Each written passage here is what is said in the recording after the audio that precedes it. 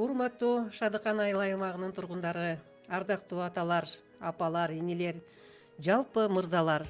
Сиздерди 23 февраль мекенди коргоо күнү майрамы менен Керемет Көч балдар бакчасынын атынан куттуктайбыз. Мырзалар, ай жүзүндөй сулуусуздар, биз үчүн күндүн чыккан нуруусуздар, эл үчүн чек арада жоокерсиздер, эне үчүн асмандагы аппак булутсуздар. Сиздер бар дүйнө жарык, биз сиздер менен сыймыктанабыз. Майрамыңыздар кут болсун.